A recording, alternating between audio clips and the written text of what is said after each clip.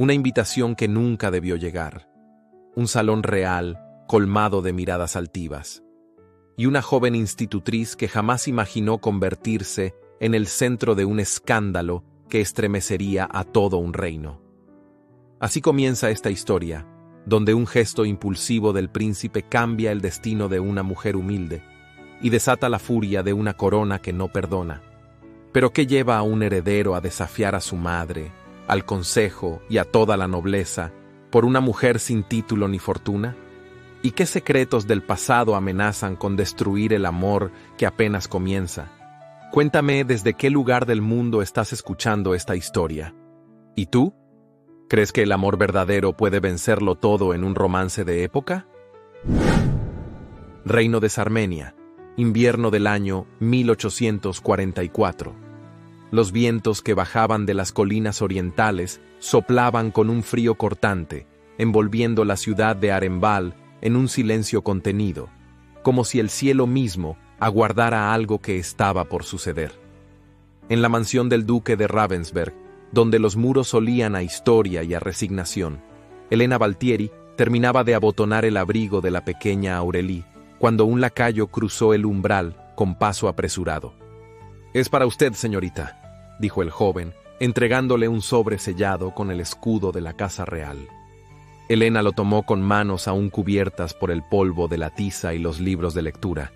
Era una invitación, elegantemente escrita, con letras doradas y bordes en relieve. Sus ojos, grises y serenos, recorrieron el contenido sin comprender del todo. Un silencio denso llenó la habitación. Simon, el sobrino mayor del duque, la miraba con ojos inquisitivos, y la pequeña Aurélie, aún sin comprender, se aferraba a su falda. Elena dejó el sobre la mesa y se retiró al despacho del duque, convencida de que aquel documento había llegado a sus manos por error. «Debe haber una confusión, Excelencia», murmuró, con el tono humilde que siempre empleaba frente a su protector. «Esta invitación no me corresponde». El duque de Ravensberg, hombre de temple sereno y mirada que lo veía todo, tomó la hoja y la leyó detenidamente. Luego, la dobló con precisión y la devolvió a su institutriz. «No hay error, Elena. Yo pedí que se incluyera su nombre. Usted ha servido a esta casa con más dignidad que muchas damas con título. Asista, no como institutriz, sino como mujer». Elena quiso replicar, pero la firmeza en la voz del duque no dejaba espacio a discusión. Esa noche, sentada en su cuarto humilde y silencioso, encendió una vela y desató una caja de costura. Sobre la cama, extendió un retazo de tela color lavanda, que había guardado por años para una ocasión que jamás llegó. Sus dedos cosieron con esmero, hilvanando no solo tela, sino pudor, esperanza y temor. El gran salón del Palacio Real se cubrió de oro y cristal la noche del baile. Candelabros resplandecientes colgaban del techo, y los vitrales devolvían reflejos azules sobre los vestidos de seda y las joyas relucientes. La nobleza entera se había congregado para presenciar el inicio de la temporada real, y entre ellos, como una nota disonante en una sinfonía perfecta, entró Elena Valtieri. No llevaba collares ni tiara. Su vestido, aunque bien cortado, no ocultaba que era sencillo. Sus guantes eran de algodón blanco, algo gastados, y el único adorno en su cuello era un camafeo antiguo, herencia de su madre. Su andar era firme, aunque sus ojos se negaban a levantar la vista. A cada paso, el murmullo crecía. «¿Quién la dejó entrar?», susurró una condesa. «Debe ser un error, o una broma cruel», añadió otra. «¡Qué audacia!», dijo Lady Mirella, alzando su copa de champaña con una sonrisa venenosa. La risa de Mireia retumbó como campana de hielo. Con un vestido escarlata que abrazaba su silueta y una tiara baja decorando su cabello rojizo, parecía una reina sin corona y sin alma. Elena alcanzó el extremo del salón, deseando desaparecer. Nadie la invitó a bailar. Nadie se le acercó con cortesía. Incluso los músicos bajaron el volumen de sus arpegios al notar la tensión creciente. La corte estaba incomodada, como si una mancha invisible hubiese caído sobre el mármol pulido. Desde una galería superior, Oculto tras una columna de mármol tallado, el príncipe León de Sarmenia la observaba en silencio. Alto, de rostro austero y mirada insondable, vestía una levita negra cruzada por el fajín azul de su rango. Sus manos, enguantadas, se aferraban a la barandilla como si lo único que las mantuviera allí fuera la fuerza de su voluntad. La vio detenerse cerca de las columnas, al borde de las lágrimas, pero sin permitir que se derramaran. La vio levantar la cabeza, respirando hondo, y entonces supo que había llegado el momento. Mientras Helena daba media vuelta, dispuesta a retirarse, sus pasos fueron interrumpidos por el silencio absoluto que siguió al sonido de unos pasos firmes descendiendo por las escalinatas reales. Todos giraron el rostro. León de Sarmenia caminaba con paso decidido. Su sombra se alargaba tras él como una sentencia. La reina Viandra lo siguió con la mirada desde su trono, palideciendo lentamente. Lady Mirella se quedó con la copa en el aire, congelada. Nadie entendía lo que ocurría. Helena se detuvo. No por miedo, sino por una intuición inexplicable. Lo vio acercarse, vio cómo sus ojos oscuros, por fin, se fijaban en los suyos. No con condescendencia, no con burla, sino con una intensidad casi dolorosa.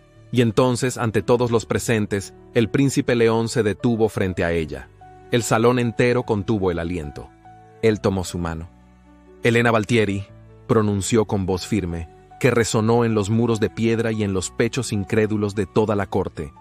¿Aceptaría convertirse en mi esposa? Un murmullo estalló, pero fue rápidamente silenciado por el peso del asombro.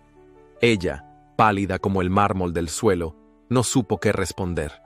Solo lo miró, y en su mirada había todo lo que su voz aún no podía decir. La noche había comenzado con una humillación, y terminaba con el inicio de una revolución silenciosa. Una institutriz, una mujer sin joyas ni padrinos, acababa de ser pedida en matrimonio por el heredero al trono, y nada, absolutamente nada, volvería a ser como antes. La música se desvaneció como un suspiro ahogado. El silencio que se apoderó del salón real era más pesado que el mármol que sostenía los cuerpos petrificados de la nobleza. Helena apenas podía respirar. El calor de la mano del príncipe aún ardía en su piel como un fuego contenido, pero su mente era un torbellino de incredulidad, temor y desconcierto. No sabía si dar un paso atrás o dejarse caer.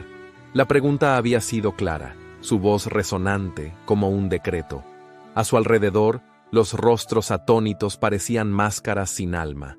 Nadie se atrevía a moverse, ni siquiera a parpadear, hasta que una figura majestuosa, vestida de negro y plata, se levantó con lentitud desde el trono de los altos. La reina Viandra de Sarmenia descendió un solo escalón con su habitual porte gélido. Sus ojos color ámbar, duros como ámbar fosilizado, se posaron en la escena como cuchillas. Luego, sin decir palabra, giró sobre sus talones y abandonó el salón real por la galería lateral, seguida de su dama de compañía. No disimuló su desdén, no ofreció explicación, solo su partida bastó para sellar el escándalo. El efecto fue inmediato. Como si su salida hubiese roto un hechizo de hielo, las conversaciones estallaron en murmullos nerviosos, exclamaciones ahogadas, abanicos que temblaban en manos de damas nobles, copas que tintineaban al ser dejadas con torpeza sobre bandejas temblorosas. Algunos caballeros desviaban la mirada, otros, más audaces, observaban al príncipe con una mezcla de desafío y desconcierto. Pero él, León de Sarmenia, no se movió. Mantenía la mano de Helena entre las suyas, como si el bullicio no existiera, como si el escándalo no lo tocara. La miraba con una expresión insondable, mezcla de decisión, ternura y algo más. Algo que Helena aún no sabía nombrar. «No es necesario que responda ahora», dijo en voz baja, para que solo ella pudiera oírlo. «Pero sí necesito que confíe en mí». Antes de que Helena pudiera articular palabra, un edecán se acercó con pasos apurados. Se inclinó y murmuró algo al oído del príncipe. León asintió con gravedad. «Será llevada a una habitación de descanso bajo mi protección directa», anunció, sin titubeos. Dos doncellas de aspecto sobrio se adelantaron. Helena no sabía si debía resistirse o dejarse llevar. Sentía que el suelo no era firme, que todo cuanto conocía había quedado atrás. Sus piernas obedecieron mecánicamente, mientras su corazón golpeaba como un tambor de guerra. Al pasar entre los invitados, sintió las miradas punzantes de damas escandalizadas y señores que fingían indiferencia. Pero también, aunque en menor medida, percibió algo que jamás había sentido entre aquella clase: miedo. La habitación a la que fue conducida estaba ubicada en la ala oriental del palacio, lejos de la música, del bullicio, del juicio colectivo. Era un aposento de tapices suaves, lámparas bajas y una ventana en arco que daba al jardín de magnolias dormidas.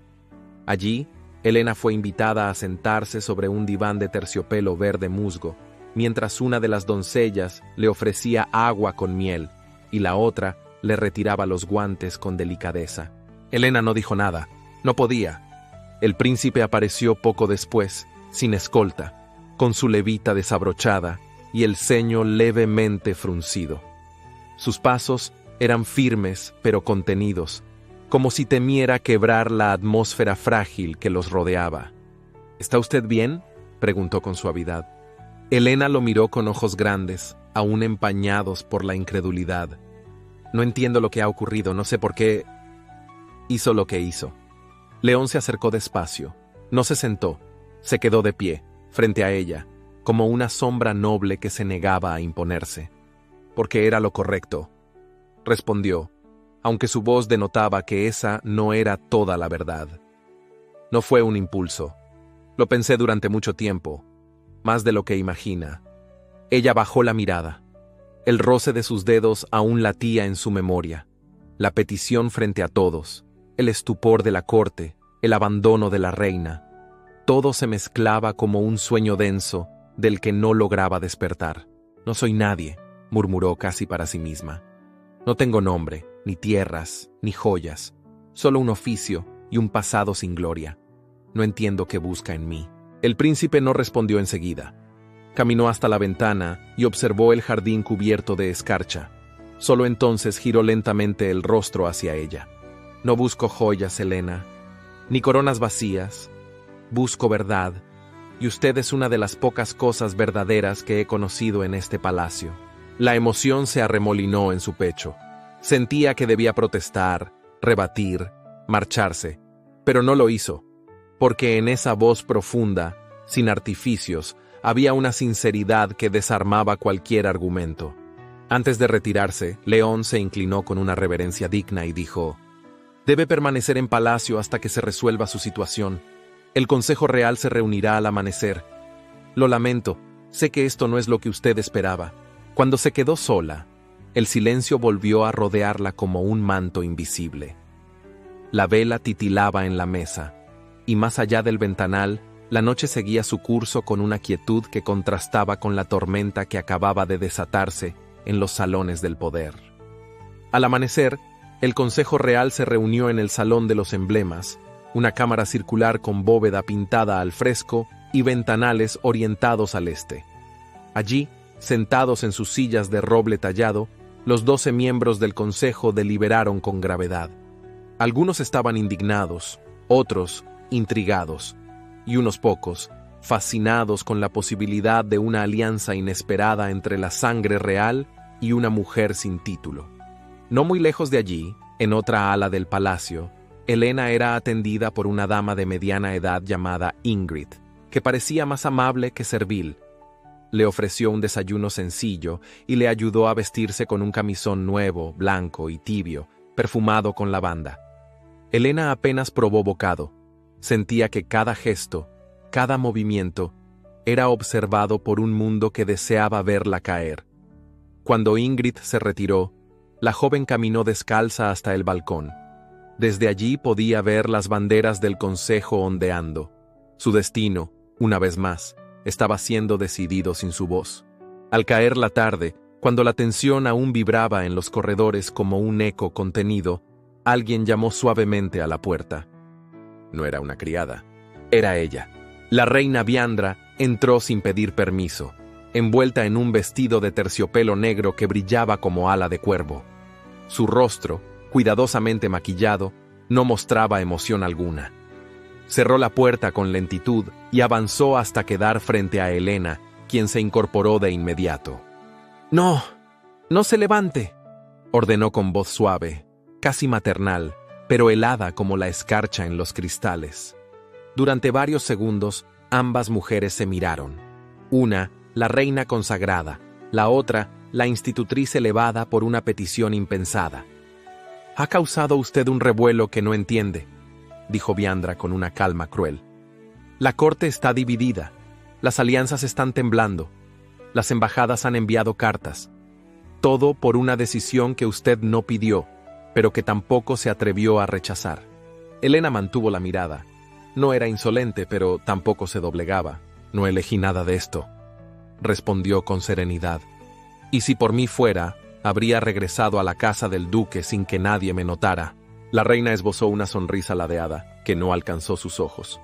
Pero no lo hizo. Se quedó. Y eso dice más de usted que cualquier título. Se inclinó ligeramente hacia Helena y con voz apenas audible añadió: «Escúcheme bien, señorita Valtieri. Puede que el príncipe la haya elegido. Puede que incluso logre quedarse en este palacio por un tiempo. Pero no se engañe. Nunca será una de los nuestros. Nunca será bienvenida en esta familia. Ni por mí, ni por la historia». Y sin esperar respuesta, se marchó. Helena permaneció de pie, con el corazón latiendo como un tambor lejano. La habitación volvía a estar en silencio, pero ya no era la misma. Como tampoco lo era ella. El amanecer se filtraba entre los vitrales del ala oriental del Palacio Real con una tibieza engañosa. El día era frío, pero la luz dorada que se extendía por los pasillos parecía negar el hielo que crepitaba sobre los jardines. Helena Valtieri se había despertado antes de que las campanas sonaran, como si el cuerpo hubiese aprendido a temer el murmullo de los corredores y el peso invisible de las miradas. Se vistió en silencio. Ingrid, su doncella asignada, había dejado un vestido nuevo sobre la silla de respaldo curvo. Un modelo sencillo pero digno, de seda gris perla con cuello alto y mangas largas abotonadas. Helena acarició la tela con dedos que temblaban, no por frío, sino por algo más profundo. Por primera vez, se vestía no como institutriz, sino como futura esposa del heredero, y aún así, nada en su interior se sentía coronado. Salió al pasillo con paso firme, aunque por dentro cada latido era una pregunta. Apenas descendió el primer tramo de escaleras, ya podía sentirlo. Las miradas que la perforaban desde las sombras, las conversaciones que se detenían en seco cuando pasaba cerca, las sonrisas tensas y forzadas que escondían veneno detrás del terciopelo de la cortesía. Helena sabía que no era bienvenida.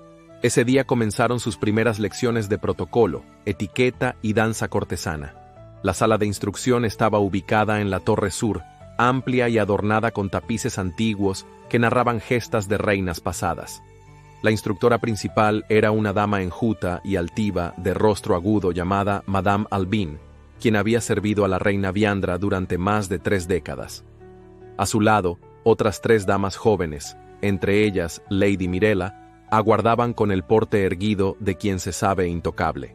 Helena entró con los hombros derechos, la espalda erguida y los labios firmemente sellados. No tenía aliados visibles, pero sí una determinación que la envolvía como un escudo invisible. «Señorita Valtieri», dijo Madame Albin sin levantar demasiado la voz. «Aquí no toleramos la improvisación. Toda dama de la corte debe conocer el lenguaje del abanico, la reverencia apropiada, y cómo detener una mirada sin mostrar debilidad. ¿Está dispuesta a aprender?» «Estoy dispuesta a intentarlo», respondió Helena con suavidad, pero sin ceder un ápice de dignidad. Las clases comenzaron con pasos de danza. Al compás de un clavicordio, Helena intentó seguir los movimientos enseñados, pero pronto se vio atrapada entre giros desconocidos y reglas no escritas. Las risas contenidas de Lady Mirella y su círculo no tardaron en llenar el aire. Era evidente que no habían ido a enseñar, sino a observar su humillación. «El paso es con la izquierda, señorita, o también eso es ajeno a su mundo». comentó Mireya, ladeando la cabeza con su voz untada de miel. Elena no respondió. Se limitó a corregir el pie, sin bajar la mirada. A cada error, una nueva burla. A cada intento, un nuevo susurro mordaz. Pero hubo algo que nadie previó. Elena no se quebraba. Se mantenía de pie, con los ojos firmes, como si cada tropiezo fuera una piedra más en el camino que debía cruzar, y no un muro que la detuviera. Esa misma tarde, durante una pausa para el té, un pequeño gesto cambió el aire de la sala. Una de las criadas que servía la bandeja, una joven de ojos verdes llamada Giselle, dejó caer una servilleta junto a Elena. Al inclinarse para recogerla, murmuró apenas un susurro, casi imperceptible. No todas desean verla fracasar, Alteza. Elena se sobresaltó. No por la frase, sino por el tono. Había respeto, había esperanza, y por primera vez desde que cruzó los portones del palacio, sintió que no estaba completamente sola. A lo largo de los días siguientes, comenzó a notar otras señales. Una jardinera le dejaba flores frescas en su alféizar. Un joven escudero inclinaba ligeramente la cabeza al verla. Un bibliotecario anciano le sugería libros de historia del protocolo con un guiño discreto. Eran gestos mínimos, pero verdaderos. Aliados sin nombres, voces sin escudos, pero leales al valor más que al linaje. Sin embargo, quien más desconcertaba a Elena era el príncipe León. En público se mostraba contenido, casi indiferente. Apenas un saludo cortés, una mirada fugaz durante las audiencias o las comidas protocolares. No había cercanía, no había ternura, solo distancia. Pero en privado era otra historia. Una tarde, mientras paseaba por el jardín de magnolias, lo encontró leyendo bajo un olmo. Ella intentó retirarse discretamente, pero él levantó la vista. ¿No se cansa del desprecio?, le preguntó sin levantar la voz. No, me cansa la hipocresía. Él sonrió apenas. Tiene más fuerza que muchos caballeros de este palacio. Y nada más dijo. Cerró el libro, se levantó y le ofreció su brazo para acompañarla por el sendero. No hablaron mucho, solo caminaron.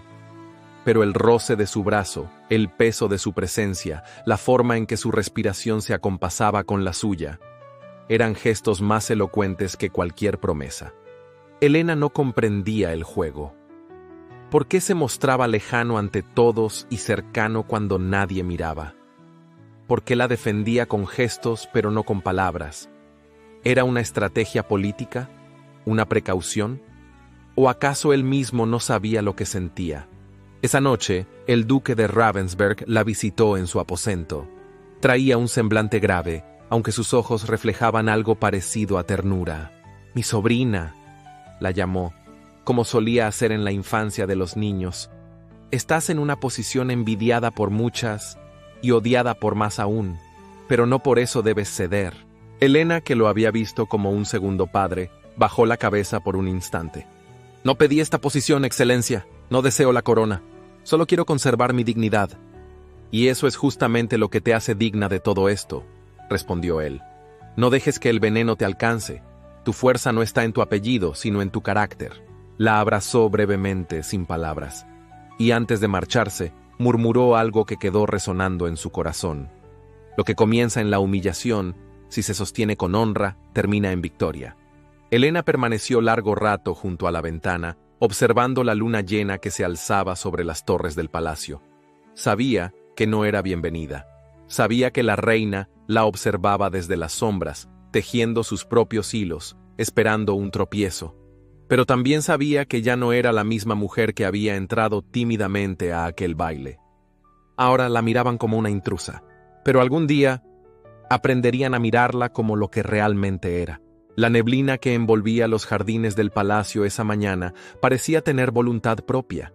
Se deslizaba entre las magnolias y los rosales como un velo gris que anunciaba la llegada de algo que aún no tenía nombre. Desde la galería de mármol, Elena observaba la humedad posarse en las hojas, respirando el aire frío que cortaba la piel como una caricia áspera. Llevaba un chal sobre los hombros y una carta en la mano. Una carta que no esperaba. Una carta que no tenía firma. La había encontrado al despertar, cuidadosamente colocada sobre su mesita de noche, sin sobrescrito, sin sello, sin ornamento alguno. El papel, sin embargo, era fino, como el que usaban los escribanos del consejo, y la tinta, fresca. Solo contenía una frase, escrita con letra firme y elegante, pero sin afecto. No confíe en nadie, ni siquiera en aquellos que dicen protegerla. Elena sintió un estremecimiento recorrerle la espalda. El silencio de la habitación se volvió pesado, casi hostil. Volvió a leer la frase 3 veces, como si el trazo pudiese delatar a su autor. Pero no había firma, no había rastro, solo una advertencia que se colaba en sus pensamientos como una espina invisible. Esa misma mañana, durante la lección de historia del reino impartida por el maestro Harben, un viejo erudito de barba nívea y voz pausada, surgió un tema que hasta entonces nadie había osado mencionar en su presencia. Durante el año 1805, dijo el maestro mientras recorría con la mirada a las damas que tomaban apuntes en sus cuadernos bordados, la corona enfrentó una crisis sin precedentes.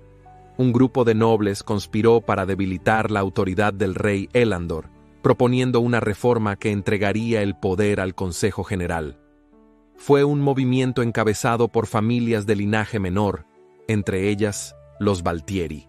Elena sintió cómo se le helaba la sangre. Nadie la miró directamente, pero lo supo. Supo que todos en esa sala estaban esperando su reacción, como se espera el sonido de una cuerda que se rompe bajo demasiada tensión. Tragó saliva y mantuvo la vista fija en su cuaderno, aunque la tinta comenzaba a manchar la hoja por la presión de su mano. Lady Mirella suspiró de forma audible, casi teatral, y sonrió con la satisfacción de quien ha visto una grieta abrirse en un muro. La historia siempre encuentra la forma de repetirse, ¿no es cierto?, murmuró con suavidad, lo bastante alto como para ser escuchada.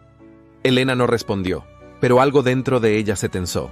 Esa noche, en su aposento, volvió a desplegar la carta anónima.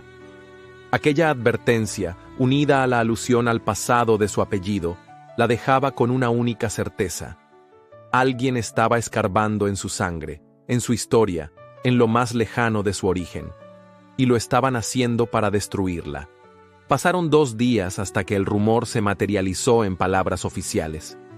En la Cámara de Deliberaciones Menores del Ala Norte, el Consejo Real se reunió para discutir la idoneidad histórica y moral de Elena Valtieri como futura consorte de la corona.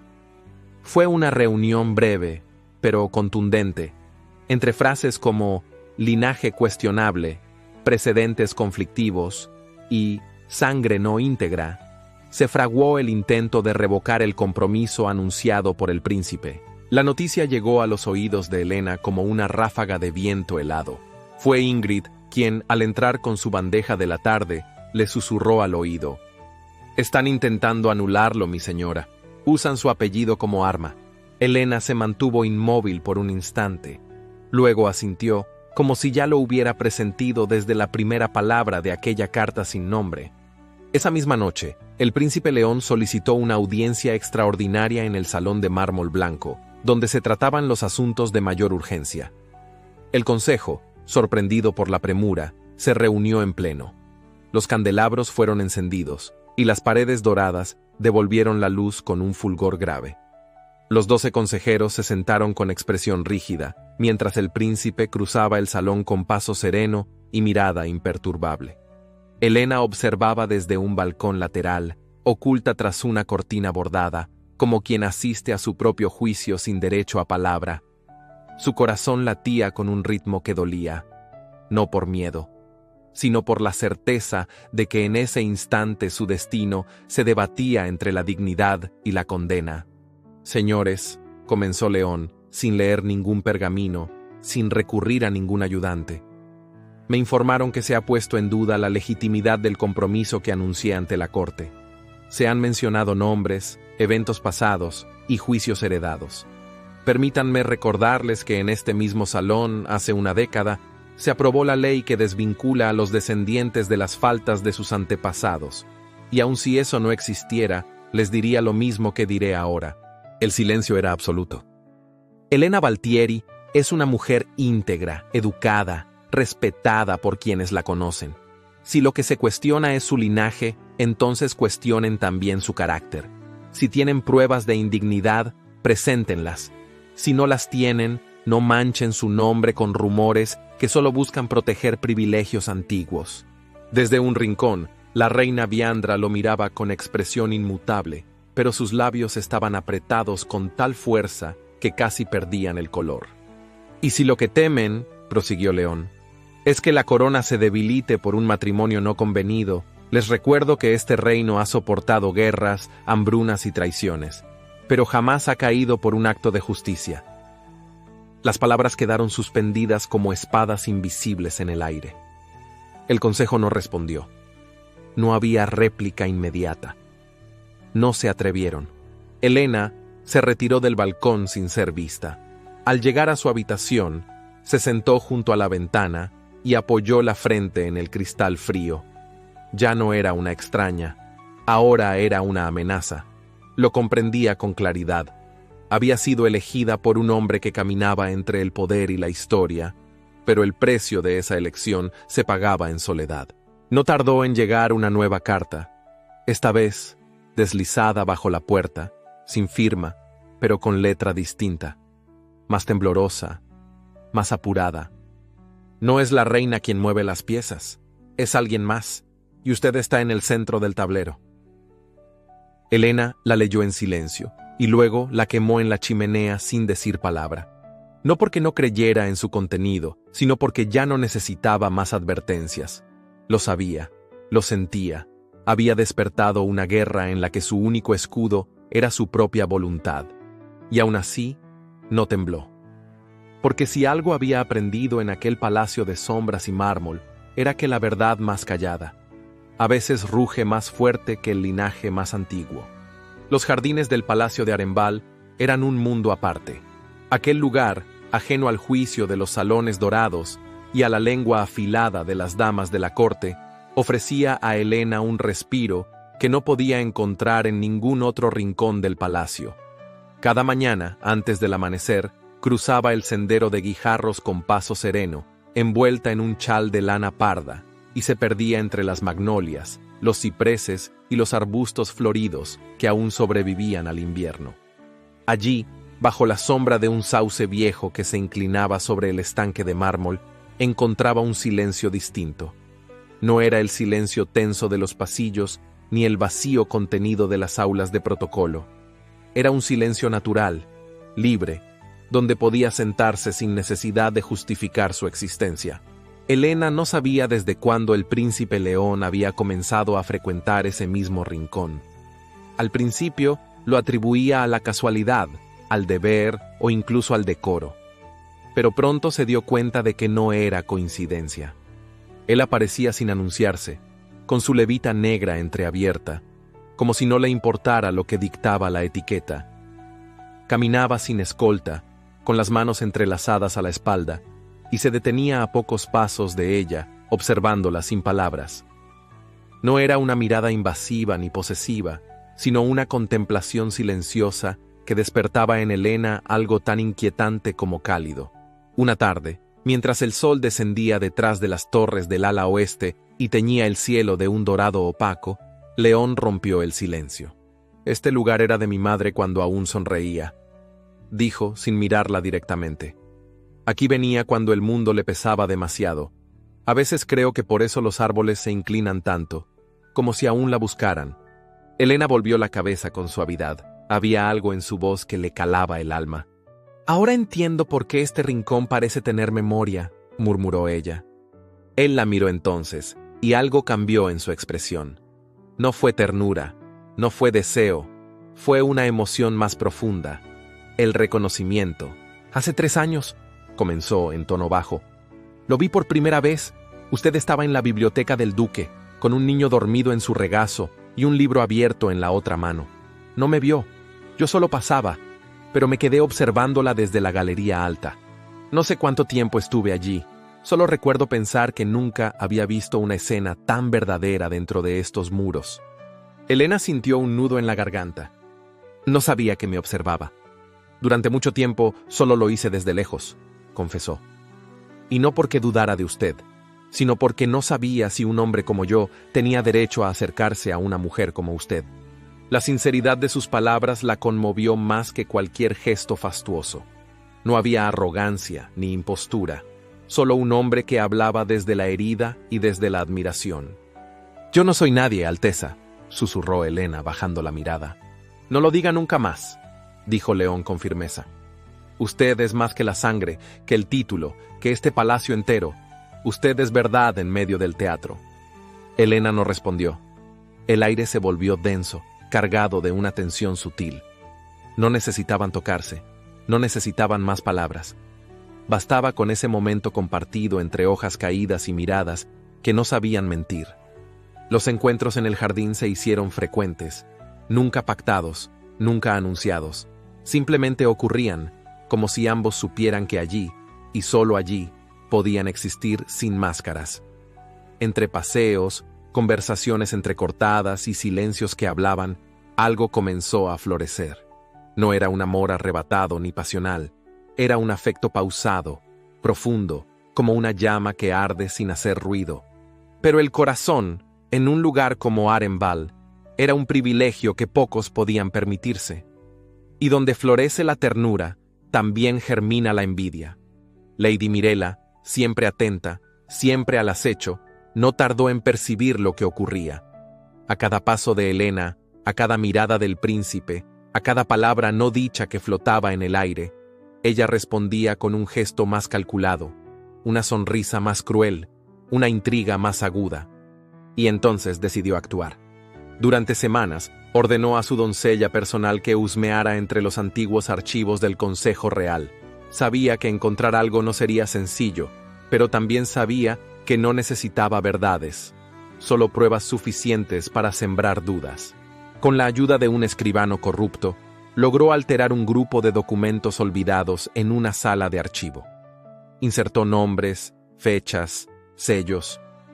Hizo que pareciera que el difunto padre de Helena, el honorable Leónidas Valtieri, había estado implicado en desvíos de fondos destinados a la milicia fronteriza 2 décadas atrás. Incluso fabricó una carta apócrifa que lo vinculaba con un comerciante extranjero acusado de contrabando. Las copias, cuidadosamente preparadas, fueron entregadas en un sobre lacrado a manos de la reina Viandra. La reina las leyó con lentitud. No frunció el ceño, no mostró sorpresa, solo alzó una ceja. Y luego, con un gesto leve, despidió a su doncella y quedó a solas con los documentos. No le costó adivinar de dónde venían, pero no importaba. Lo importante era lo que podía hacer con ellos. Esa noche llamó a su hijo. El príncipe León entró en el despacho de su madre con el semblante sereno, pero con el corazón aún agitado por el último paseo con Helena. ¿Me llamabas, madre? Viandra deslizó el sobre la mesa de caoba. Léelo. Él obedeció. A medida que leía, sus ojos se endurecían, pero su expresión no se rompía. Cuando terminó, levantó la vista con la serenidad de quien ya lo esperaba todo. Falsificaciones, dijo. ¿Estás seguro?, preguntó Viandra apoyando los codos sobre la mesa. ¿Y si no lo son? Conozco la caligrafía de ese comerciante. Murió en prisión hace 10 años, y sé que mi tío investigó esos fondos y nunca encontró irregularidades. La reina no discutió los hechos. Solo se limitó a mirarlo con ese aire de mujer que ha visto caer imperios sin pestañear. La corte no pensará tanto como tú, León, y lo sabes. Una sombra, aunque no sea real, basta para destruir un nombre. ¿Estás dispuesto a arriesgar tu futuro por una mujer cuya historia ni siquiera conoces por completo? El príncipe no contestó de inmediato. Respiró hondo. Luego se acercó al ventanal del despacho y observó el jardín que dormía bajo la luna. «Estoy dispuesto a perder el trono si es necesario», dijo, sin apartar la vista del vidrio empañado. Viandra cerró los ojos un instante. Luego, con tono bajo, como una confesión que dolía más que una herida, susurró: «Entonces ya te lo han arrebatado, porque quien ama sin medida ya no gobierna con claridad». Pero León no respondió, porque sabía que, por primera vez en años, estaba viendo con claridad, y no necesitaba el trono para saberlo. Solo necesitaba que ella no dejara de mirarlo como lo hacía bajo los árboles. Con esa mezcla de asombro y confianza, con ese silencio que le hacía sentir que, tal vez, aún quedaba algo puro entre tanto poder y tanto engaño. El día amaneció con una quietud engañosa. Las campanas del primer turno resonaron con su tono habitual, las fuentes continuaron su danza de agua en los jardines, y el personal del palacio realizó sus tareas como si nada hubiese cambiado. Pero todo había cambiado. Bastaba con ver el ala oeste vacía, los guardias apostados en las esquinas estratégicas y el silencio calculado de los pasillos para comprender que el equilibrio de la corte se había quebrado. El príncipe León había partido. El anuncio se dio al amanecer. De forma oficial, su traslado al destacamento de Virelda, una guarnición lejana en la frontera norte, era parte de una ronda de inspección real. Pero nadie creía en esa versión. No era el deber lo que lo había arrancado del corazón del palacio. Era una orden, una decisión silenciosa tomada en la penumbra del consejo, orquestada por la reina Viandra y disfrazada de estrategia militar. Helena no lo supo al principio, nadie se lo dijo. Pero esa misma mañana, cuando descendió al comedor acompañada por Ingrid, sintió la ausencia como un golpe sordo en el pecho. León no estaba, y lo que era aún más doloroso, nadie lo mencionaba, como si jamás hubiese existido. Lo que ocurrió después fue rápido, como una jugada que había sido ensayada con precisión. Al mediodía, el mayordomo real le entregó una notificación firmada por el consejo. Quedaba suspendida toda preparación matrimonial hasta nuevo aviso, y Helena sería trasladada a una residencia de reposo dentro del mismo complejo palaciego para resguardar su integridad y la armonía de la corte. Helena no protestó, ni lloró, solo miró el documento con una calma que no correspondía a la tormenta que rugía dentro de su pecho. Sabía que no era por su seguridad, sabía que no se trataba de armonía. Aquello era un confinamiento encubierto, una jaula decorada con seda y protocolo. La residencia asignada era una antigua casa de invitados, ubicada en el extremo sur de los terrenos reales, rodeada de muros altos y custodiada por 2 soldados que no sonreían. El interior era sobrio, con muebles pesados, tapices apagados y ventanas que no daban al jardín, sino a un patio de piedra. Allí, Helena fue instalada con una criada que apenas hablaba y una celadora encargada de vigilar discretamente su bienestar. En los días que siguieron, la corte pareció respirar aliviada. Sin el príncipe, sin su elegida, el equilibrio habitual regresaba poco a poco. Las veladas musicales se reanudaron, los rumores volvieron a circular sin miedo, y los susurros sobre el pasado de los Valtieri se esparcieron como ceniza en el viento. Algunos nobles, liderados por el conde de Albenor y la marquesa de Treven, exigieron en consejo que Helena fuera desterrada del reino por alterar el orden de sucesión con artimañas personales. Las palabras se pronunciaron con suavidad, pero la intención era punzante: hacerla desaparecer sin manchar las manos de la realeza. Helena no tenía noticias de León. No sabía si había partido por voluntad propia o si lo habían obligado. Tampoco sabía si su silencio era una forma de protegerla o el inicio del olvido. La soledad, en aquel lugar, era absoluta. Los libros estaban contados, las cartas eran revisadas antes de ser entregadas, y las horas transcurrían entre paseos breves por el patio interior y oraciones sin voz junto a la chimenea. Una tarde, mientras observaba cómo la lluvia golpeaba el tragaluz del salón central, Helena se sentó frente a la pequeña mesa de escritorio y tomó papel y pluma. El corazón le latía despacio, pero con firmeza. La tinta tembló al contacto con el papel, pero su mano no dudó. Sabía que aquel acto era irreversible, pero también sabía que no podía seguir esperando respuestas que no llegaban. La carta que escribió no era larga. No contenía reproches, ni súplicas, ni poesía. Era clara, sincera, digna, como ella. Alteza. Le escribo no como prometida, ni como súbdita, sino como mujer. No deseo ser una carga para usted ni un obstáculo para su corona. Sé lo que piensan los suyos, sé lo que murmuran en las galerías y en los corredores, y sé que, aunque su decisión fue sincera, el precio ha sido alto. Por eso, renuncio a este compromiso, no por falta de afecto, sino por respeto. A usted, a su título, a la historia que debe escribir sin sombras. No me lamento. Si lo volvería a vivir, lo haría. Con afecto y gratitud, Elena Valtieri. La firmó con una mano que ya no temblaba. La carta fue sellada con lacre rojo y entregada a uno de los soldados de guardia, quien prometió enviarla al destacamento de Virelda con el primer mensajero del amanecer. Elena no esperó respuesta. No la necesitaba. Para ella, todo había terminado. Pero a cientos de kilómetros de allí, en una sala de mando cubierta de mapas y banderas militares, el príncipe León rompía el sello de la carta bajo la luz temblorosa de una lámpara de aceite. Sus ojos leyeron cada palabra con lentitud. Su rostro, impenetrable al principio, comenzó a endurecerse a medida que avanzaba. Al llegar al último renglón, cerró los ojos por un instante. Luego dobló la carta con cuidado, la guardó en el interior de su levita y salió de la sala sin decir una sola palabra.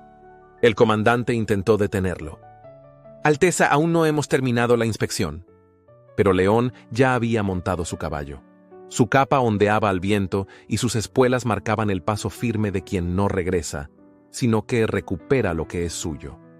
A espaldas del palacio, donde los cipreses se alzan como guardianes mudos, una mujer miraba el cielo sin estrellas, y aunque no podía verlo, aunque no podía oírlo, en lo más profundo de su alma, algo le decía que la historia aún no había terminado. Porque hay promesas que, aunque se rompan, siguen latiendo bajo la traición. Y hay amores que, aunque se aparten, no saben desaparecer. La niebla aún no se había disipado del todo cuando los primeros cascos de caballo resonaron en la piedra húmeda que conducía a las puertas principales del palacio de Arembal. A esa hora, el cambio de guardia solía desarrollarse sin contratiempos, entre bostezos ocultos y miradas perezosas al cielo plomizo. Pero aquel sonido, ese galope firme, decidido, sin anuncio ni escolta, alteró la rutina como un trueno imprevisto. El centinela que custodiaba el portón occidental se irguió de inmediato, reconociendo la silueta del jinete mucho antes de distinguir su rostro. La capa oscura, el porte erguido, la insignia de plata en el hombro izquierdo. No había duda. Era él. ¡El príncipe!, gritó uno de los soldados dejando caer el arcabuz en el suelo. León de Sarmenia cruzó el umbral del palacio sin detenerse. No pidió permiso. No aceptó escolta. Su mirada era hielo, y sus pasos resonaban con una autoridad que ningún decreto podía revocar. Llevaba el rostro endurecido por el viaje, las botas cubiertas de barro seco y la barba incipiente que solo acentuaba la sombra que le cruzaba el semblante. El rumor de su llegada corrió por los pasillos como un reguero de pólvora. Los criados se detenían en seco, los nobles intercambiaban miradas, y las damas se llevaban las manos al pecho como si el escándalo ya hubiese estallado. La reina Viandra, sentada en su despacho matutino, interrumpió su lectura de inmediato. El temblor de su párpado fue apenas perceptible, pero suficiente para que su doncella supiera que debía retirarse. «Haz convocar al Consejo General. Ahora», ordenó la reina, cerrando el libro con una lentitud que no engañaba a nadie. En menos de una hora, el gran salón de deliberaciones, reservado para ocasiones extraordinarias, se encontraba colmado. Los 12 miembros del Consejo Real, los altos jueces, 2 representantes del pueblo, elegidos solo en contadas situaciones, y los jefes de las casas más influyentes del reino ocuparon sus lugares, entre murmullos y suspiros contenidos. Nadie sabía qué iba a decir el príncipe, pero todos comprendían que el aire estaba a punto de romperse. León entró por la puerta principal, no por la lateral destinada a los herederos, y eso bastó para marcar la diferencia. Caminó hasta el centro de la sala y se detuvo frente al atril, sin necesidad de ayuda ni papeles. Sus ojos, oscuros y brillantes, recorrieron cada rostro con la misma firmeza que se usa para cortar el mármol. «He regresado», dijo, y su voz llenó cada rincón del salón. Porque el silencio ya no puede protegernos. Nadie se atrevió a interrumpirlo. Algunos bajaron la vista, otros se removieron incómodos en sus asientos. Pero ninguno habló. Durante mi ausencia, se levantaron acusaciones contra la señorita Elena Valtieri. Se cuestionó su apellido, su historia, incluso su intención. Se la confinó como si fuese una amenaza, y se me apartó del palacio bajo el disfraz del deber militar.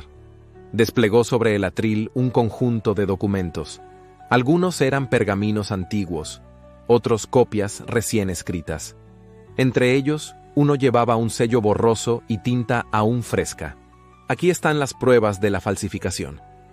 Esta carta, señaló con un dedo firme, supuestamente escrita por el comerciante Ed Margraven, fue fechada 6 años después de su muerte en la prisión de Redmoor.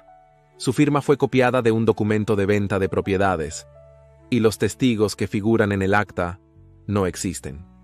Hubo un murmullo contenido. Algunos rostros palidecieron. La reina mantuvo su compostura, aunque sus labios se habían tensado en una línea fina como cuchilla. ¿Quién fue el responsable?, preguntó en voz baja a uno de los consejeros, con el tono de quien ya sabe la respuesta pero teme oírla. León levantó la mirada. Lady Mirella Dorvain.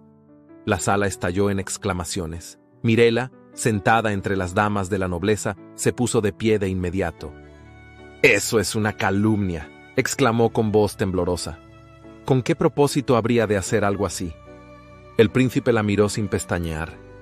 El propósito de apartar a Helena, de forzar una ruptura, de limpiar el camino hacia una corona que usted nunca mereció. La reina Viandra se levantó entonces con la majestuosidad que solo los años y el poder pueden conferir. «Suficiente», su voz resonó con fuerza. «Este consejo no es un tribunal. No se pueden hacer acusaciones sin proceso, sin pruebas oficiales, sin deliberación». León giró lentamente hacia ella. «Entonces llévala a juicio», dijo con frialdad. «Yo presentaré cada evidencia. Interrogaré a los escribanos, mostraré los registros del archivo y la declaración del carcelero de Redmoor. Pero te aseguro, madre, no saldrá indemne». El silencio cayó como una losa. La reina comprendió que insistir solo la arrastraría al mismo abismo que pretendía evitar. No podía defender a Mirella sin perder su autoridad, ni podía permitir un juicio público sin arriesgar la reputación de la corona. Entonces respiró hondo, y con un gesto lento de la mano, marcó su decisión. Lady Mirella será enviada a retiro en la abadía de Santa Orlania, por motivos de salud. Su nombre no será mencionado nuevamente en este consejo. La nobleza entendió. Era una expulsión disfrazada de piedad, un castigo sin juicio, pero también una rendición. León asintió. «Ahora», dijo, y su voz se tornó más grave, «hay algo más que debo decir». Nadie respiraba. «Mi compromiso con Elena Valtieri permanece, con o sin la aprobación del consejo, con o sin bendición de la corona. La elegí no por conveniencia ni por rebeldía, sino porque reconozco en ella algo que este palacio ha olvidado: la dignidad». El eco de sus palabras se extendió por las bóvedas del salón como una campana lejana. Algunos lo miraban con respeto renovado, otros con temor, y no pocos con un principio de admiración que hasta entonces no se habían permitido sentir. Esa noche, bajo la luz tímida de las lámparas de aceite, una carroza discreta se detuvo frente a la residencia de confinamiento. La puerta se abrió y la voz de Ingrid, temblorosa, emocionada, llamó a Helena desde la antesala. «Mi señora debe prepararse. Regresará al palacio». Helena, que tejía junto a la ventana con la paciencia de quien ha aprendido a esperar sin esperanza, se incorporó con lentitud. No preguntó por qué, no pidió explicaciones. Solo asintió, respiró profundo y dejó que la aguja cayera suavemente sobre la mesa. Cuando cruzó las puertas de Arembal de regreso, lo hizo sin temblor. Sus pasos eran calmos, sus ojos más profundos, su figura más erguida. Ya no era la institutriz que entró al baile como una sombra. Ya no era la prometida en peligro. Era una mujer que había caído y que ahora regresaba de pie. El palacio, acostumbrado a observar desde lo alto, Tuvo que mirar esta vez desde abajo, porque nadie, absolutamente nadie, podía fingir que Elena Valtieri era la misma. Y eso, más que la corona, era lo que empezaba a cambiar el reino. La bruma que se alzaba cada mañana sobre los jardines del palacio de Arenval parecía distinta desde que Elena Valtieri había regresado. Los cipreses seguían firmes, las fuentes susurraban la misma melodía de agua, pero había una presencia nueva entre los muros, una respiración diferente que impregnaba el aire. Era ella. No caminaba con prisa ni con la timidez que alguna vez la acompañó. Sus pasos eran medidos, su mirada serena, y sus manos, ahora cubiertas por guantes de encaje gris, se entrelazaban solo cuando las emociones la vencían en lo íntimo. A ojos de la corte, Elena había sido restituida. A ojos del pueblo, apenas empezaba a existir. Pero en su interior una sombra persistía. No era miedo. No era debilidad. Era algo más complejo. La duda de ser suficiente. Aunque el príncipe la defendiera con palabras firmes, aunque el consejo hubiera silenciado las calumnias y Mireya ya no pisara aquellos salones, Elena no podía evitar preguntarse si su lugar junto a León era legítimo o apenas tolerado. Aquella mañana, mientras los criados abrían los ventanales del salón azul y la luz del sol se filtraba entre los visillos, el príncipe entró sin anuncio. Vestía una casaca de terciopelo negro, sin ornamentos. Llevaba en las manos una pequeña caja de roble con bisagras de bronce antiguo. Elena, que bordaba en silencio junto a la chimenea, se puso de pie al verlo. ¿Puedo?, preguntó León, como si aún necesitara permiso para cruzar el umbral de su propio afecto. Ella asintió. El príncipe se acercó, sin prisas. Abrió la caja con lentitud y, dentro, sobre un lecho de terciopelo azul oscuro, resplandecía una tiara. No era grande, ni ostentosa. Su diseño era delicado, casi etéreo, como si hubiese sido tallada por manos que comprendían el equilibrio entre poder y ternura. Entre los hilos de oro blanco y platino, pequeñas piedras lunares centelleaban con una luz tenue, y en el centro, una sola perla gris se alzaba como símbolo de discreción y fortaleza. Perteneció a la reina Marisela, dijo León. Fue la última consorte que llegó al trono sin sangre real. La guardaron durante más de 100 años. Nadie se atrevió a tocarla desde entonces. Elena la contempló en silencio. «Quiero que la tengas», añadió él, «no como promesa, no como prueba, sino como símbolo de lo que ya eres, aunque no lo creas aún». Ella no extendió la mano. El corazón le latía con fuerza, pero sus labios apenas se movieron. «Aún no», susurró. «No mientras exista una sola duda. No mientras haya un solo niño en el orfanato sin un manto que lo cubra». León frunció levemente el ceño, sorprendido. «¿Los huérfanos?» Hoy vi a 3 en la plaza del mercado. Nadie los miraba. Nadie se acercaba. Y yo me pregunté, ¿cómo puede una corona tener valor si no se inclina ante ellos? Él no respondió. Solo cerró la caja con un gesto lento y respetuoso, como quien comprende que la verdadera realeza no está en la joya, sino en la conciencia. Ese mismo día, Elena pidió una audiencia con la directora del hospicio de Santa Galia. Se presentó sin escolta, con un abrigo gris y una trenza recogida en la nuca. Llevó consigo mantas, dulces y libros. No dio discursos, no pronunció palabras grandilocuentes. Solo se sentó junto a los niños, les leyó cuentos, los escuchó y los abrazó con la ternura que ninguna corona puede enseñar. Un joven panadero que pasaba frente al portón la vio a través de la reja. Luego un comerciante. Después una hilandera. En pocas horas, la noticia corrió por las calles empedradas de Arenval. La futura princesa había ido al hospicio sin que nadie la obligara, sin buscar aplausos. El pueblo, que hasta entonces había observado con desconfianza, comenzó a mirarla distinto. Las floristas del mercado comentaban que tenía ojos de madre y manos de hermana. Los carreros la llamaban la dama silenciosa. Y los ancianos, sentados en las esquinas, recordaban la última vez que una mujer así pisó el palacio, y no fueron los mejores años del reino. Mientras tanto, los preparativos para el enlace seguían su curso. La fecha no había sido anunciada, pero los salones eran adornados con flores secas y sedas importadas. Se hablaba de menús, de músicos, de cortejos. Pero bajo toda esa apariencia de celebración, una nueva amenaza se gestaba. La reina Biandra, humillada pero no vencida, no había cesado en su lucha. Sabía que el pueblo comenzaba a inclinarse hacia Helena y que el consejo había perdido el deseo de combatirla abiertamente. Pero existía un arma más poderosa que cualquier intriga interna: la diplomacia. Desde hacía años se mantenía una alianza silenciosa con el reino de Tirsania. Una promesa no firmada, pero sostenida en palabras y visitas discretas. La unión de León con la archiduquesa Arlena de Tirsania sellaría un tratado comercial vital para la estabilidad de Sarmenia. No era solo una unión matrimonial, era una estrategia geopolítica. Y ahora, con Helena como futura princesa, esa alianza se tambaleaba. Esa misma semana llegó al palacio un emisario tirsanio. No llevaba armadura, sino un traje ceremonial con bordados de cobre y una mirada firme.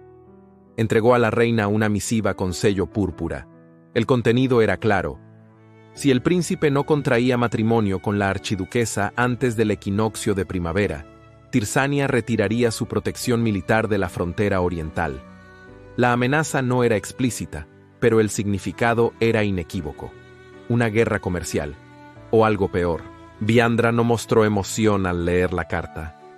Solo acarició con los dedos el lomo del león que decoraba su anillo de poder. Luego pidió una audiencia privada con el príncipe. «¿Qué harás cuando el pueblo que ahora te adora tenga hambre?», le preguntó, tendiéndole la misiva. León la leyó en silencio. Sus ojos no se inmutaron. «Encontraré otro camino». «No lo hay», dijo ella con frialdad. «No sin sacrificios, no sin sangre». León no respondió enseguida. Se volvió hacia la ventana, donde el cielo comenzaba a teñirse de rojo. «Entonces me sacrificaré yo», murmuró. Biandra lo miró largamente, como si viera a un hijo que ya no reconocía. «Has cambiado», dijo al fin. Él asintió. «Porque ella no me exige una corona, solo que sea digno de ella». Cuando salió del despacho, la reina comprendió que lo había perdido, y que el reino, quizá, estaba a punto de seguirlo. Esa noche, mientras Helena observaba las llamas danzar en la chimenea de su habitación, un mensajero le entregó una pequeña caja. Era la tiara. Con ella una nota, escrita con tinta reciente y trazo firme. «Cuando estés lista. No para el trono, sino para cambiarlo. León». Helena la sostuvo entre sus manos. No la colocó sobre su cabeza. Aún no, pero esta vez, no por duda, sino por respeto al peso que sabía que un día llevaría, no para sí, sino para todos. La mañana que debía ser de celebración comenzó con una carta. El mensajero llegó al alba, con el rostro cubierto de escarcha y el gesto contenido de quien lleva malas nuevas. Helena aún no había terminado de vestirse cuando Ingrid le entregó el pergamino, envuelto en una cinta azul real y sellado con el emblema del consejo. Al abrirlo, la tinta fresca tembló bajo sus dedos. Sus ojos recorrieron las líneas con creciente desconcierto. La boda suspendida. Sin explicaciones formales, sin juicio ni deliberación abierta. Una resolución sellada durante la madrugada, firmada por los 12 miembros del Consejo y refrendada por el canciller mayor. En apariencia, era una decisión técnica. En el fondo, era una rendición ante la presión extranjera. Tirsania había hablado, y Sarmenia agachaba la cabeza. Helena no lloró, no se descompuso. Solo bajó el brazo y dejó la carta sobre la mesa de roble junto a la ventana. Afuera, el cielo parecía no decidirse entre la niebla o la tormenta. Las campanas del templo aún no habían sonado. Ingrid no se atrevió a decir nada, pero su mirada lo decía todo. Pocas horas después, León irrumpió en el salón de consejo sin anunciarse. Ya no vestía la casaca de ceremonia ni llevaba el fajín que lo identificaba como príncipe heredero. Su atuendo era sobrio: una levita de corte severo, sin bordados y botas cubiertas de polvo. Parecía más un soldado que un príncipe. Los miembros del Consejo Supremo, convocados por él mismo, Lo esperaban sentados en sus sillones altos, dispuestos en semicírculo bajo la cúpula que aún conservaba los frescos del reinado de Elandor I. El ambiente era denso, silencioso, y cada mirada evitaba la suya como si el contacto visual quemara. León se colocó en el centro sin pedir permiso. No había ira en su semblante. Había algo más peligroso, una convicción absoluta. «Hoy debía casarme», dijo con voz clara. Pero anoche, en este mismo palacio, se decidió suspender ese compromiso sin consulta ni advertencia. ¿Por qué? Nadie respondió. Dicen que fue por el bien del reino, que una alianza con Tirsania garantizaría la paz, que mi matrimonio con Helena Valtieri ofende a ciertas casas nobles, que el pueblo no la comprendería. Pero yo les pregunto, ¿de qué sirve una paz comprada con mentira? ¿Qué clase de reino se construye renunciando a la verdad? Uno de los consejeros intentó levantarse, pero León lo detuvo con la mirada. No quiero discursos ni excusas, solo quiero recordarles algo. La sangre puede heredarse, pero la dignidad debe ganarse. Helena no me pidió este lugar, no ambicionó la corona. Fue elegida por mí no por debilidad, sino porque, entre tanto mármol y tanto oro, fue la única persona que se atrevió a mirar al pueblo a los ojos. El murmullo creció entre los presentes. Algunos bajaron la cabeza, otros cruzaron los brazos, pero nadie lo interrumpió. Si ustedes creen que pueden decidir a quién amo, entonces mi título ya no vale nada. Y si creen que el pueblo se quedará en silencio, se equivocan. Porque hoy están aquí, fuera de estos muros, esperando una respuesta. No del consejo, sino de mí. En ese momento, las puertas laterales del salón se abrieron. Helena entró, vestida con un atuendo de lino marfil, sin corona ni joyas, acompañada por Ingrid y por el duque de Ravensberg. Su rostro estaba sereno, no había rastro de llanto ni de fragilidad. Caminó con la cabeza erguida hasta quedar frente a León. El silencio fue absoluto. Ella lo miró. Él sostuvo su mirada. No se tocaron, no se hablaron. Pero algo pasó entre ellos, algo tan profundo y silencioso que ni la historia sabría contarlo del todo. Entonces Helena se volvió hacia el consejo. «Yo no nací para el trono», dijo con voz firme, «y no vine a este palacio buscando un lugar que no me correspondía. Vine porque alguien me tendió la mano, no como príncipe, sino como hombre. Acepté esa mano con humildad, pero también con conciencia del precio». Los consejeros la observaban con creciente inquietud. Si mi presencia amenaza la estabilidad del reino, si mi nombre causa división, si mi historia ensucia el mármol de estos salones, entonces renuncio. No a él, añadió, mirando brevemente a León, sino a lo que ustedes llaman corona. No quiero que mi vida se convierta en la excusa para una guerra ni en el símbolo de un conflicto entre clases. Sus palabras fueron como piedras lanzadas al estanque. El silencio se rompió en ondas invisibles. León no dijo nada durante unos instantes, luego dio un paso al frente. Entonces yo también renuncio. Un murmullo de asombro recorrió la sala. Si no puedo casarme con la mujer que amo, no deseo el trono. No deseo un reino que impone alianzas vacías, ni un consejo que silencia el corazón. Helena es más que digna, y si ella se va, yo me iré con ella. Las palabras cayeron como un rayo. Un guardia entró entonces corriendo sin aliento. «Mi señor, la plaza, el pueblo». Viandra, que había permanecido en el palco superior, se levantó con brusquedad. «¿Qué ocurre?» El guardia tragó saliva. «Se han reunido cientos de personas frente al palacio, exigen una respuesta». Aplaudieron cuando escucharon las palabras del príncipe desde los ventanales. Quieren verla a ella. El consejo entró en caos.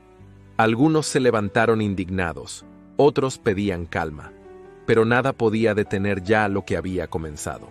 Desde el balcón del salón principal, Helena y León salieron juntos. Abajo, una multitud que se había congregado en silencio estalló en vítores. Mujeres con pañuelos, hombres con sombreros en alto, niños sobre los hombros de sus padres.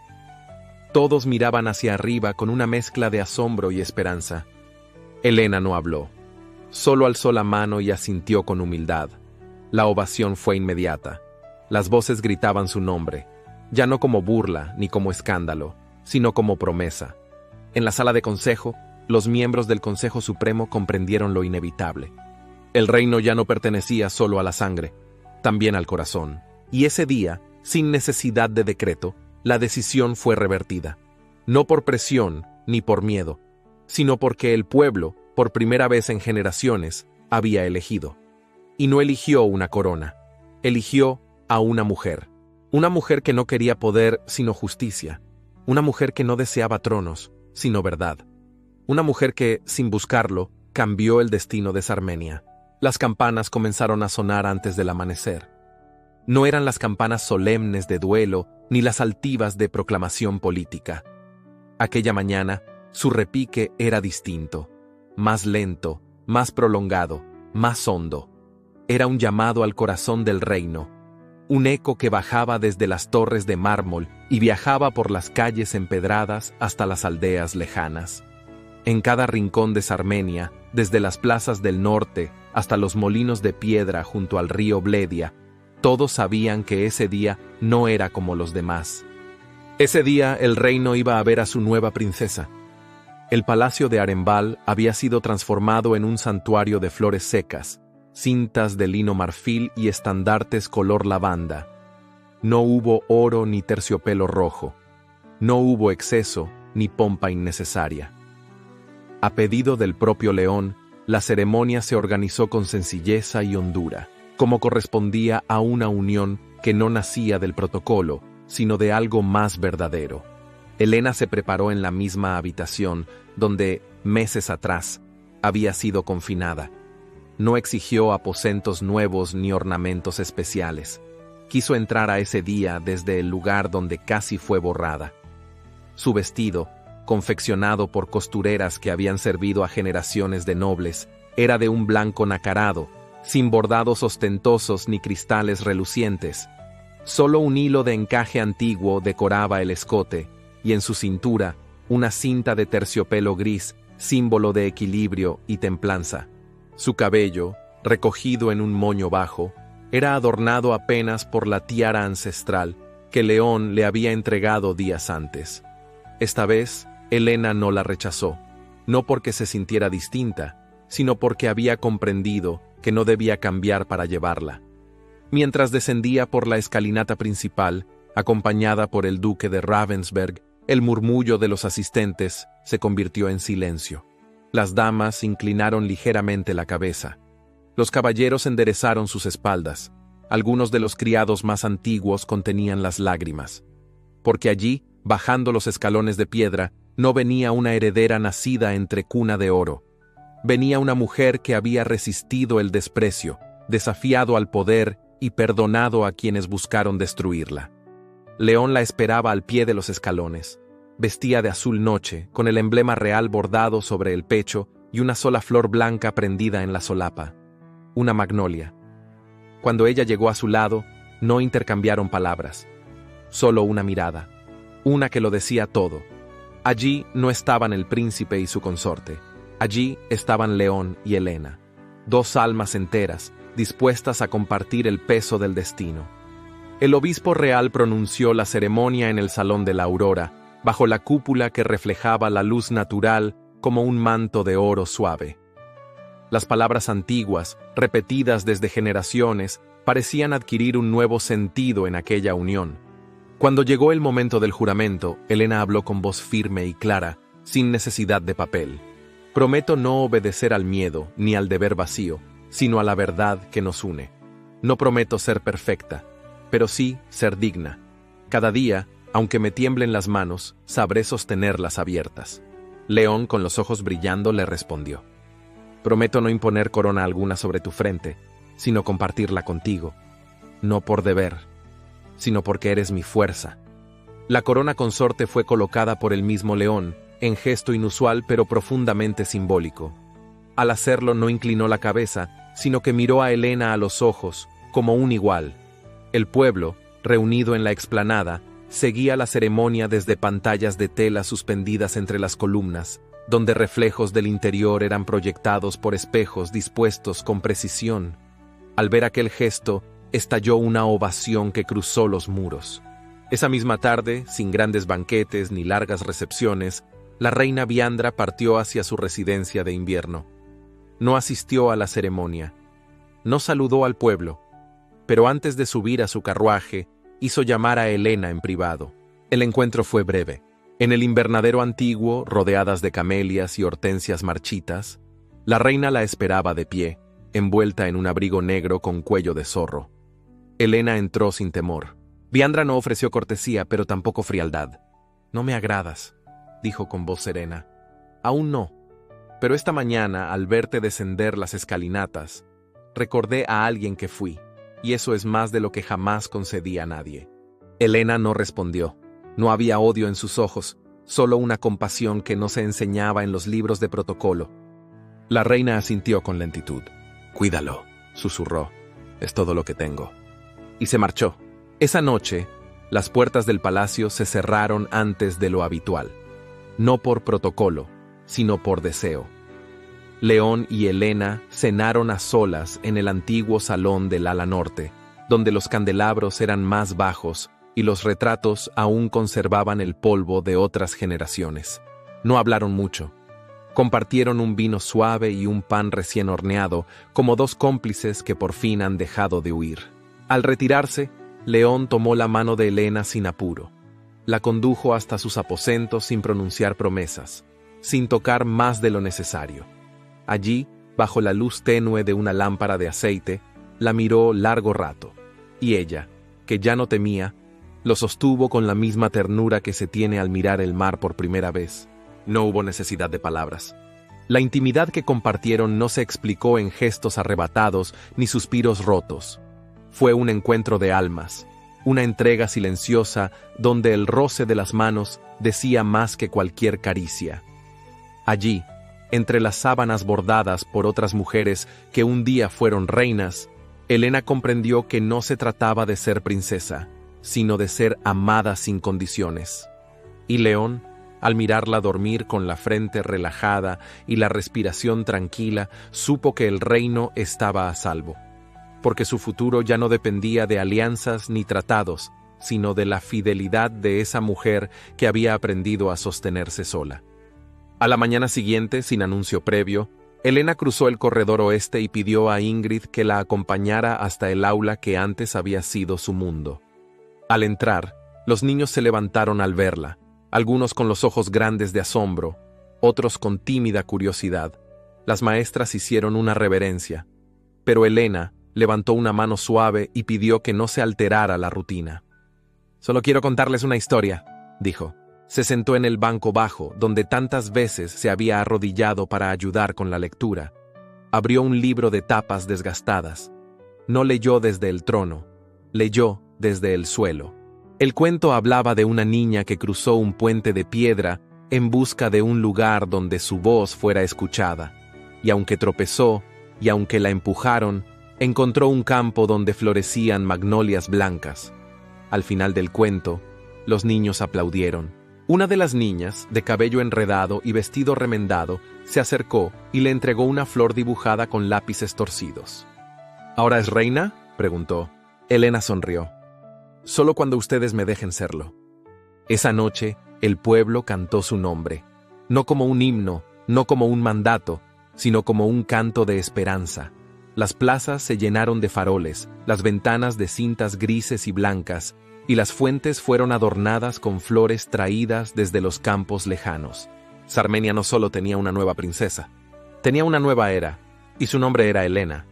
La nieve caía lenta sobre los jardines del palacio de Arembal, cubriendo las estatuas de mármol y los bancos antiguos con una capa de silencio. Era el primer día del invierno número 8, desde aquella boda que cambió para siempre el destino de Sarmenia. Los árboles, despojados de sus hojas, parecían guardar secretos del pasado, y el aire helado traía consigo la fragancia lejana de magnolias secas. Dentro del palacio, la sala de música había sido transformada en aula infantil. Las paredes ahora lucían mapas del reino, dibujos de animales fantásticos y frases bordadas a mano con palabras de aliento. Sobre una alfombra gruesa, una docena de niños escuchaban atentamente a una mujer de rostro sereno y voz firme, que leía con entonación pausada el mismo cuento de la niña que cruzaba un puente de piedra. La mujer era Helena, y no había envejecido, sino florecido. A sus 36 años, la princesa consorte de Sarmenia conservaba aquella mezcla de dignidad y ternura que conquistó al pueblo. Su cabello, más oscuro, ahora llevaba algunas hebras de plata, pero su mirada, esa mezcla de compasión y fuego, seguía intacta. En su regazo, una niña de rizos dorados jugaba con un medallón que colgaba de su cuello. Era Amara, su hija menor. El palacio había cambiado. Ya no era un lugar de intrigas susurradas, sino de puertas abiertas y risas compartidas. Las cocinas alimentaban a los huérfanos de la capital, y la biblioteca, antaño reservada a los nobles, ahora ofrecía clases nocturnas para los hijos de artesanos y comerciantes. Bajo el reinado de León y Helena, Sarmenia había dejado atrás siglos de rigidez, sin perder su alma. El príncipe León, ahora rey León IV, gobernaba con sabiduría, pero no desde el trono, sino desde el pueblo.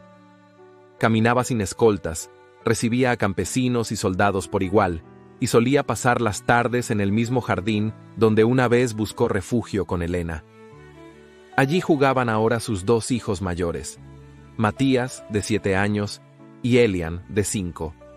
Dos pequeños de carácter distinto, pero de ojos idénticos al de su madre. Lady Mirella no volvió a ser vista en la corte. Tras el escándalo de los documentos falsificados, fue enviada al exilio diplomático en la región de Franglia. Pero su ambición la empujó a conspirar contra la nobleza local, y terminó juzgada y destituida por traición. Nadie en Aremval pronunció su nombre en años. Su caída fue tan estrepitosa como su ascenso. La reina Viandra, en cambio, vivió sus últimos años en su residencia de invierno, rodeada de pinturas y recuerdos. En su lecho de muerte, pidió que Helena cuidara del legado del reino con la misma entereza que lo hizo desde que llegó al palacio. Su última carta fue encontrada meses después, escrita de puño y letra. Pedía perdón por el daño causado y agradecía que León hubiera amado a una mujer capaz de sostenerlo cuando ella ya no pudo. Los días en Sarmenia ya no eran gobernados por el miedo ni por la sangre azul. El Consejo Supremo fue reformado. Las voces del pueblo, mujeres, comerciantes, maestros, comenzaron a tener asiento en los debates. La palabra dignidad dejó de ser un privilegio y se convirtió en derecho. El apellido Valtieri, que una vez fue símbolo de escándalo, ahora era pronunciado con respeto, no por nobleza heredada, sino por el ejemplo de una mujer que nunca buscó el trono, pero lo sostuvo con la fuerza de quien jamás se rindió. Una tarde, al cumplirse 8 años exactos de la coronación, Helena caminó sola por los pasillos del ala norte. Se detuvo ante el gran espejo que antaño evitaba mirar.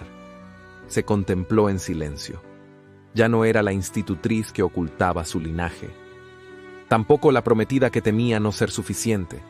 Era una madre, una esposa, una reina consorte, y aún así, profundamente ella misma. Cuando León llegó, la abrazó por detrás, sin decir nada. ¿En qué piensas?, le preguntó, apoyando el mentón en su hombro. En todo lo que perdimos, susurró ella, y en lo que encontramos después. León no respondió. Solo apretó su mano. En ese gesto estaba toda la historia que habían vivido, todo lo que habían vencido, todo lo que aún quedaba por vivir. Desde el balcón, los dos miraron hacia los jardines blancos donde sus hijos corrían entre la nieve. El sol, escondido entre nubes, lanzó un rayo tímido que iluminó el pabellón de cristal, donde ahora se enseñaba arte a niños de toda clase. Las campanas comenzaron a sonar otra vez, y aunque el tiempo había pasado, su eco seguía trayendo el mismo mensaje. Hay coronas que no se heredan, se ganan, y hay amores que no se desvanecen con el tiempo, sino que se vuelven eternos porque fueron forjados con verdad. Así terminó la historia de Helena Valtieri, la mujer que fue elegida por un príncipe, pero se convirtió en reina por su propio corazón. Cuando una mujer es fiel a su esencia, ni el desprecio, ni las intrigas, ni la corona misma pueden arrebatarle su dignidad.